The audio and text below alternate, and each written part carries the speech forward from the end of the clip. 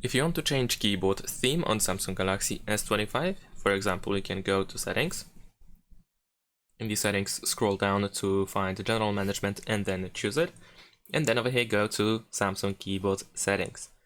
Now, over here, if you scroll down, you should be able to find Theme. However, the options are very limited. We can switch between light and dark mode for the keyboard. And we can also choose solid, where the keys are not highlighted. But besides that, we can also go to the high contrast keyboard, and here, as you can see, we can also somewhat change the theme a little bit. If you're looking for more themes, unfortunately you will have to get a different keyboard.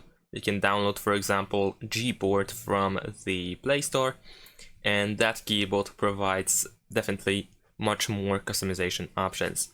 And that is it. Thanks for watching, leave a like and subscribe to my channel, and see you in my next videos. Bye!